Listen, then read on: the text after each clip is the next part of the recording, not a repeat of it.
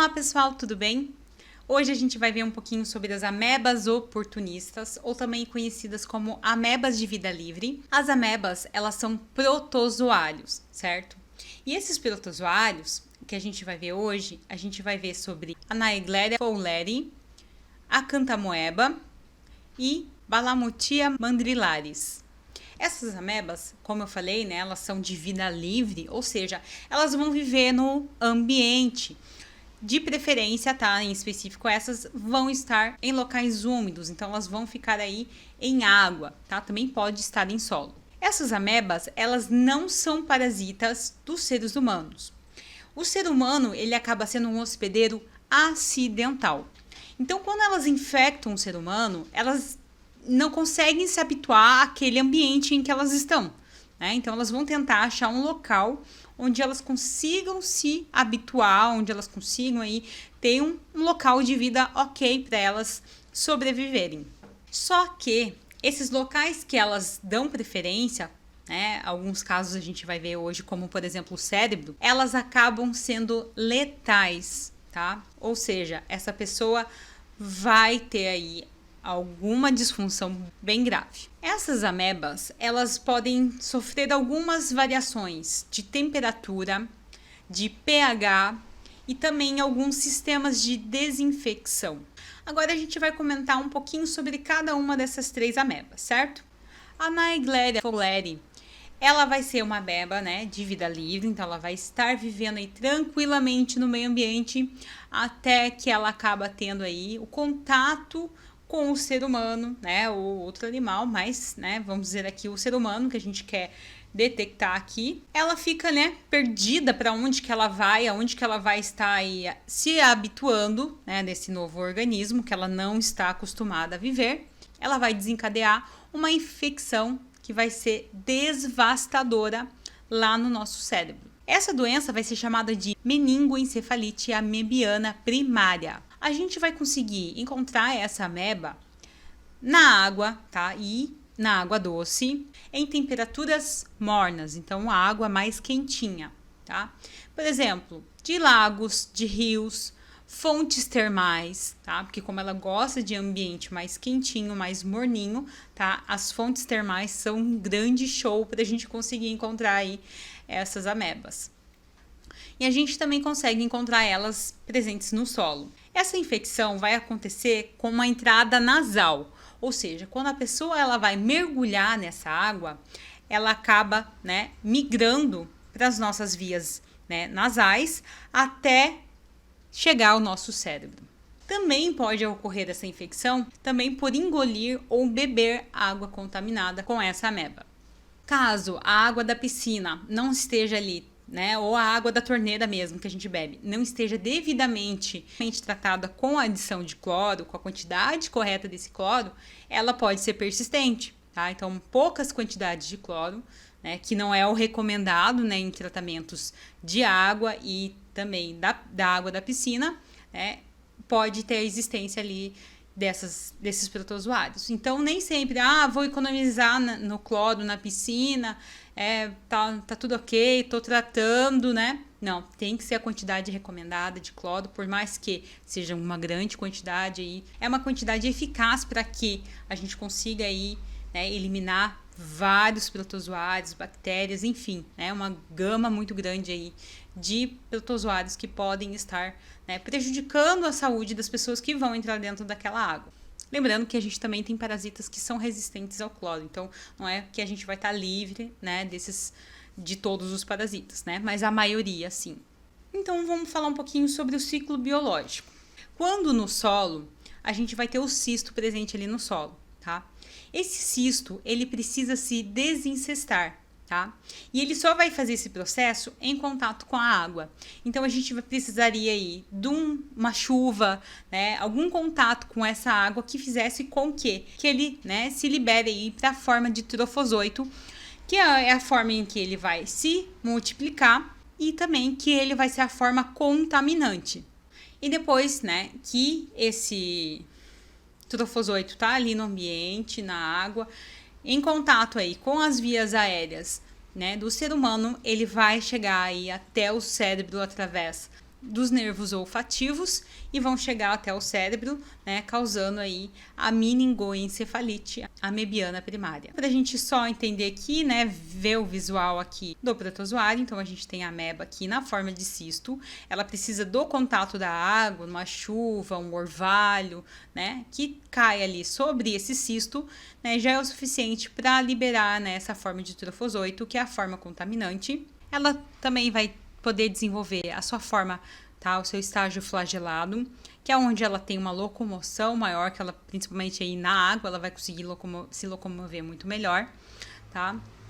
E ela vai atingir, então, tanto na forma aí, tá, de trofozoito, tá? Infectar o ser humano, vai entrar até essas vias aéreas, pelos nervos olfativos, vão chegar até o cérebro. Alguns sinais e sintomas, né, que a gente vai ter. Ela inicia aí como sintomas parecidos com o da meningite bacteriana, porém, né, uma coisa que a gente sabe é que ela é quase sempre fatal, então tem que tomar muito cuidado. E o diagnóstico, tá, infelizmente aí, geralmente ele é feito após a morte do indivíduo, né, conseguindo detectar aí no cérebro desse trofozoito através aí de uma biópsia, né, retirado aí parte desse cérebro e identificado a presença desse trofozoito. As pessoas podem, né, desenvolver aí então dor de cabeça frontal grave, então é muito forte, febre, náuseas, vômitos, convulsões, estado mental alterado, alucinações e entrar em coma e até chegando ao estágio fatal. Então, ela vai atingir as meninges, o cérebro, causando aí uma resposta inflamatória. Pode também desenvolver uma lesão hemorrágica necrótica, comprometimento cardiorrespiratório. E os dados clínicos, os sintomas, tudo vai dar aí, né, confundir como se fosse uma meningite bacteriana, né? Mas no caso aí é por causa do parasita. Então, agora nós vamos ver sobre a Acanthomoeba. Ela vai ser um protozoário, também ameba, que ela vai estar presente aí também, tanto em água quanto em solo. Ela vai ser transmitida através dos olhos, através aí do uso de lentes de contato, cortes, feridas na pele, ou também inalação nos pulmões. Ceratite por Acanthomoeba. Ela vai ser uma infecção ocular, uma deficiência visual permanente ou uma cegueira, então é bem grave, tá? E ela vai atingir pessoas tipicamente saudáveis. Ela também pode acometer a encefalite amebiana granulomatosa, que vai ser uma infecção do cérebro e da medula espinhal, que vão principalmente ter o sistema imunológico mais debilitado, tá? Então é mais comum pessoas com o sistema imunológico debilitado ter a encefalite amebiana granulotomatosa. A gente vai ver o ciclo biológico, então, da Acanthomoeba, também acontecendo como, né, a outra ameba anterior. Ela vai, né, no caso ali do solo, esse cisto vai encontrar umidade, ele vai, né, numa chuva, num orvalho, ele vai, então, se transformar, né, em trofozoito, né, vai sair desse cisto em forma de trofozoito e vai, então, nessa fase aí se multiplicar. O trofozoito também é a forma infectante, a forma em que a gente vai aderir, né, conseguir se infectar através dessas amebas. E ambos, tanto o cisto como a forma de trofozoito, eles vão ter várias maneiras de conseguir entrar no nosso organismo. Então, não é só pelo contato com os olhos, nesse caso, tá? Então, essa entrada pode ocorrer pela mucosa ocular, pelas vias respiratórias superiores, lesões na pele.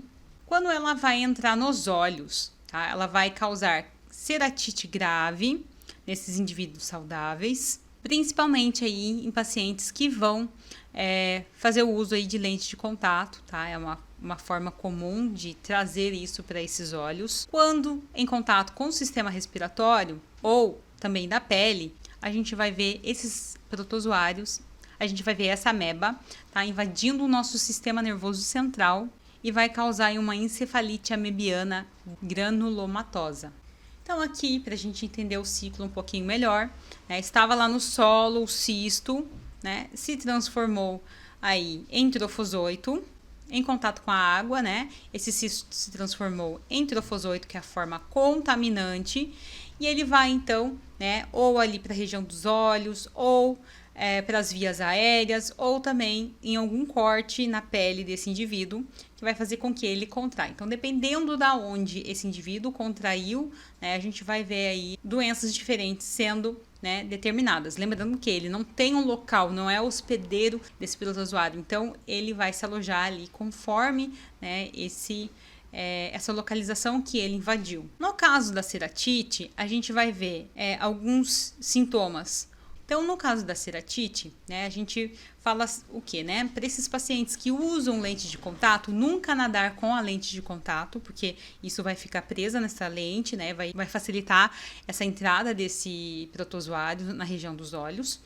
E quando for fazer a limpeza dessas lentes de contato, sempre utilizar aí uma limpeza estéril, né? Para que essa lente fique garantida que está extremamente limpa, né? Sem presença aí desses protozoários. Pessoas que vão desenvolver a ceratite, elas vão ter alguns sintomas, que é dor nos olhos, vermelhidão dos olhos, visão embaçada, sensibilidade à luz, sensação de algo no olho, né? Alguma coisa como se fosse um cisco, né? Rasgamento excessivo, tá? Esses são alguns sintomas. É uma dor bem intensa que esse paciente pode ter nessa região dos olhos. Então, quanto antes esse paciente conseguir detectar aí, né, esse diagnóstico, né, que um oculista vai fazer aí, vai coletar aí essa secreção ocular, né, e vai ser levada aí para o laboratório para ser feita a análise, né? Então, quanto antes se iniciar aí o tratamento, antes essa pessoa consegue evitar uma cegueira total sem aí danos permanentes nessa vista.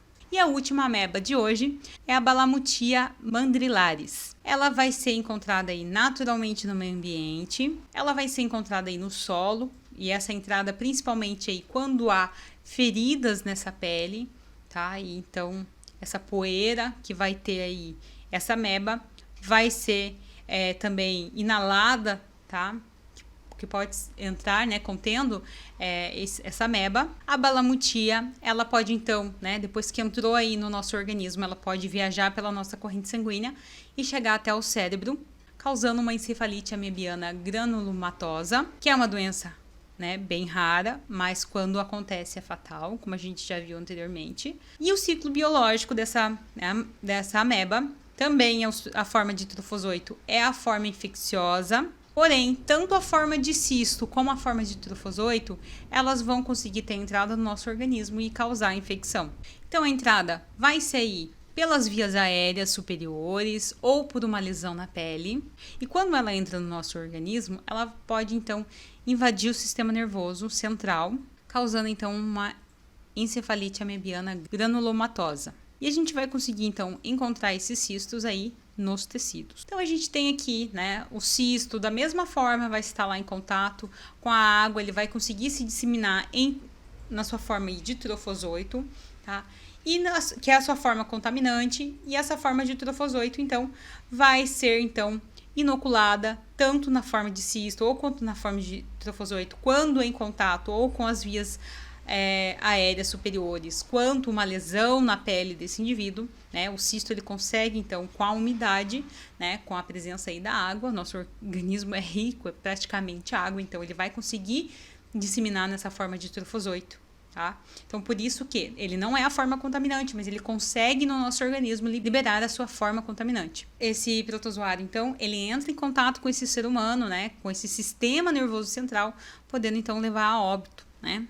Alguns sintomas. Ele pode estar infectando qualquer pessoa, né? Quem deu a sorte aí de chegar de cara com essa ameba, né? Geralmente em águas que não tem um tratamento de cloro adequado, né? Águas, né, para consumo próprio e águas de rios, de lagos, né? Enfim, existe aí uma gama de possibilidades que a gente pode acabar sendo, né, acometido com esse protozoário. As pessoas, né, que contraírem, elas podem ter uma mudança de personalidade, convulsões, né, pelo fato de ele conseguir atingir o nosso sistema nervoso central, febre baixa, dor de cabeça e também pode evoluir para uma sepse. Então, dos 3 casos, das 3 formas aí de amebas, a transmissão ela vai ocorrer por águas de lago, de rios contaminados, piscinas aquecidas, águas termais, né? Também pelo solo, com a sua forma cística. E esse desencistamento vai ocorrer quando esse cisto encontrar aí um local úmido. Nosso organismo é uma boa opção também, né? Caso a gente não seja contaminado com o trofozoito, mas sim com o cisto, né? Então a gente pode aí desencestar em nosso organismo, né? Ser um ambiente apropriado para ele conseguir se desencestar. A profilaxia, ou seja, modo de prevenção, é evitar aí locais públicos, né, com água, parques aquáticos, piscinas públicas, lagos e rios que a gente não sabe aí, né, a providência dessa água, né, porque é uma água do ambiente que tem ali uma gama de animais que, né, podem estar fazendo uso e disseminando aí protozoários, amebas, enfim, uma gama de situações que a gente pode acabar encontrando nesses locais. Então, evitar locais em que a gente não tem o tratamento adequado dessa água, né, que a gente pode acabar sendo contaminado. Ok, pessoal, essa foi a nossa aula de hoje. A gente comentou aí um pouquinho mais sobre esses protozoários, né, essas amebas, que são amebas que podem levar aí a óbito, né, quanto antes aí a gente conseguir, né, detectar aí a presença desses possíveis protozoários aí no organismo, né, a gente consegue aí ter um tratamento para esses pacientes, né? Mas em casos aí mais graves, né, essas pessoas que às vezes não conseguem o diagnóstico correto, elas vão sim a óbito, tá? Com essas amebas que são, né, extremamente aí letais, certo? Qualquer dúvida, deixa aqui nos comentários que eu vou estar aqui agora para esclarecer para vocês. Até breve!